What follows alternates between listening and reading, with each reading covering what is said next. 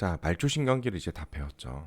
말초신경계에서 좀 암기가 많죠. 뭐 어떤 신경이 어떤 근육을 지배하고 어떤 작용을 한다. 뭐 노신경은 손목 편근을 지배한다. 노신경이 손상받으면 손목 처짐이 나타날 것이다. 이런 식으로 좀 내용이 나오는데 그건 주로 암기고 자율신경이 좀 이해가 필요할 것 같아요. 파고 들어가면 한도 끝도 없는데 크게 세 가지를 요약해 봤습니다. 기량작용, 전신체계, 물질의 파악입니다. 우린 그래서 이 교감신경계를 한번 끄집어내야 보죠. 교감신경계입니다. 계가 들어갔다는 얘기는 벌써 이름 자체에서 대충 전신체계를 갖고 있구나라는 거 우리가 알 수 있어요. 그리고 부교감신경계도 한번 끄집어내 봅시다. 이왕이면 이쁜 색깔로. 교감신경계는 좀 약간 애가 화가 나 있는 느낌이 있거든. 색깔 이렇게 지정을 해보고요. 또 얘네들이 관여하는 여러 가지 그 기관들이 있습니다. 뭐 예를 들어서 몇 개만 적어보죠. 심장도 있을 거고요.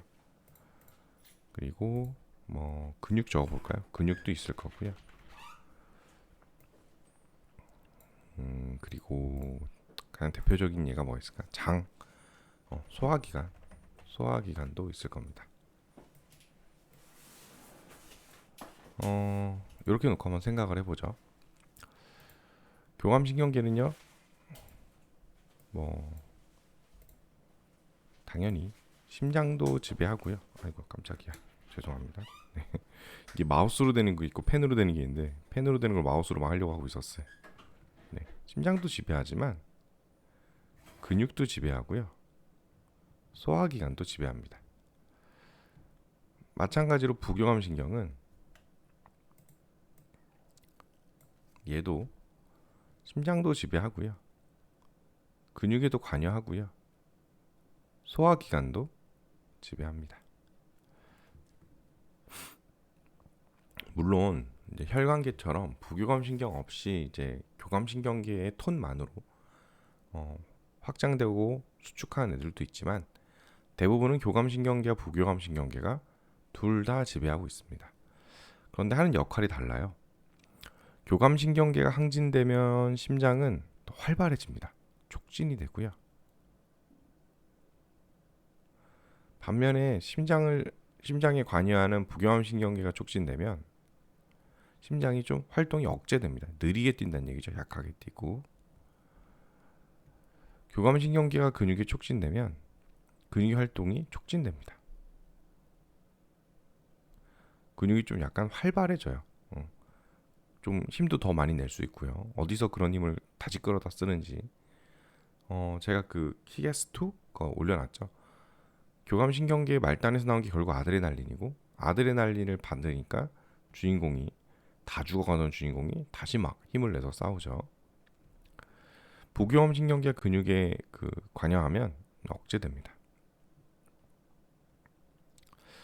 소화기관은 또 반대예요.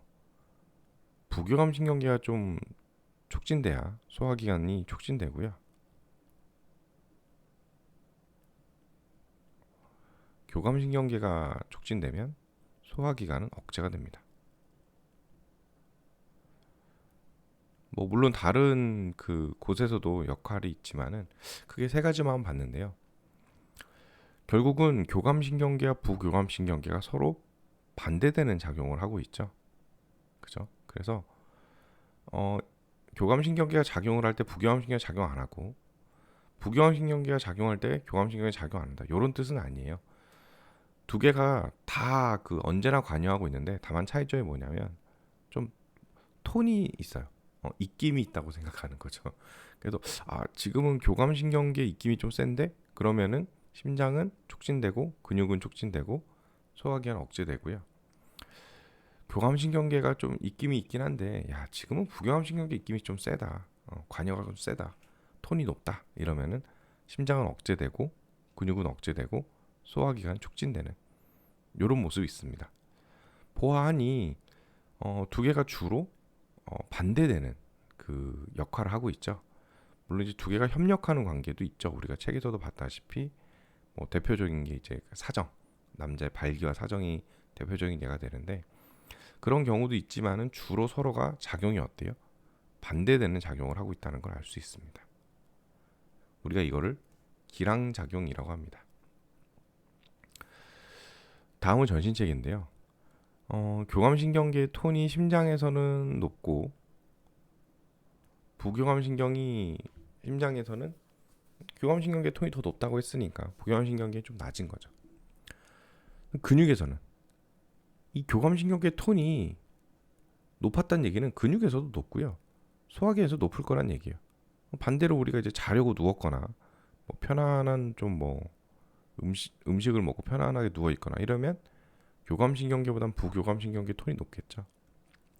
그러면 심장에서도 근육에서도 소화기관에서도 이렇게 작용할 거란 얘기예요. 뭐 뜬금없이 나머지는 전부 다 그 부교감신경 톤이 더 높은데 근육에서만 뭐 교감신경계가 톤이 더 높다 이런 일은 없다라는 거죠. 그래서 이 그 자율신경계는 전신체계라는 거예요. 어디서는 교감신경계가 우세하고 어디서는 부교감신경계가 우세하고 그게 아니라 전신에서 교감신경계가 우세하고 뭐 아니면 상황에 따라서 부교감신경계가 우세하고 이렇게 나타난다는 거죠. 그렇기 때문에 반응이 세트 메뉴예요. 심장에서 부교감신경에 의해서 억제될 때는 근육도 억제될 거고 소화기관 촉진될 겁니다. 동시에 뭐 어느 순간 뭐 예를 들어서 달리기를 해야 된다. 내가 좀 막 개가 쫓아온다. 그럴 때는 교감신경계가 더 항진되겠죠. 그럼 심장에서는 촉진될 때 근육도 촉진될 거고 소화기관은 억제될 거다. 이렇게 세트 메뉴로 움직인다는 거죠. 이런 것들이. 그리고 세트 메뉴가 서로 주로 반대되는 작용을 하는 기랑작용을 하게 될 것이다라는 겁니다. 자, 그렇다면 마지막으로 심장은 교감신경계가 나를 지금 강하게 자극하고 있는지 부교감신경계가 나를 강하게 자극하고 있는지 이거 어떻게 할까요? 왜 빨간색이 나와 갑자기? 녹색을 골랐는데도 이거 어떻게 할까요? 심장은 뭐 꽂혀 있는 곳이 다르지 않습니까? 뭐 우리가 그 전기 게임 같은 거 해보면 사람이 한 명 있고 또 사람이 한 명 있고 또 사람이 한 명 있다.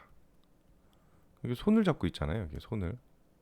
그럼 당연히 여기를 누가 내 손을 꽉 잡으면 내 왼손을 꽉 잡았구나 라는 걸 알 수 있는 거고 아니에요. 이번에는 내 오른쪽에 있는 사람이 내 손을 꽉 잡아요. 그럼 오른쪽에 있는 사람이 꽉 잡았구나 라는 것을 아니까 어느 쪽에서 정보가 오는지 알 수 있죠. 교감신경계가 꽂혀 있는 곳이 있겠죠. 심장에 이거는 이제 주로 SA 노드라고 우리가 심장 생리할 때 배울 겁니다. 교감신경계는 심장 전역에 좀 퍼져 있거든요. 뭐 이런 식으로 꽂혀 있는 곳이 다르니까 그러니까 정보를 받아들일 수 있는 거 아닙니까? 라고 생각할 수 있는데 아니에요. 틀렸어요. 그렇지 않아요. 알 수 없어요. 대표적인 예가 교감신경계가 항진되면 우리 몸에 그 부신이라는 곳이 있어요. 콩팥 위에 있는 구조인데 부신이라는 곳이 자극을 받고요. 그럼 여기서 혈액 중으로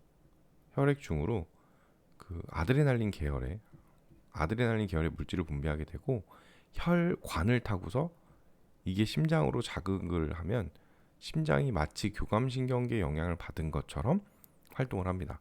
교감신경계가 어떻게 되죠? 네, 활성화되겠죠. 기능이 촉진되겠죠. 자, 우리가 여기서 힌트를 얻을 수 있어요. 무엇인고 하니 심장 입장에서 교감신경계가 항진됐나 부교감신경계가 항진됐나 알 수 있는 것은 바로 어떤 물질이냐라는 겁니다. 다시 말해서 교감신경계 말단에서는 어떤 물질이 우리 이미 알고 있죠. 아드레날린 계열, 에피네프린, 노르에피네프린, 노르아드레날린 다 같은 거라고 했죠. 그 물질들이 나와요. 부교감신경계는 말단에서 에피네프린이 나옵니다. 미안합니다. 아세틸콜린이 나옵니다. 나오는 물질이 다르다는 거죠.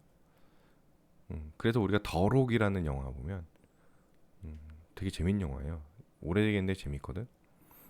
거기서 보면 주인공이 심장에다가 큰 주사기를 팍 꽂게 됩니다. 그 큰 주사기를 팍 꽂을 때 그 주사기에 들어있는 게 아드레날린이거든요.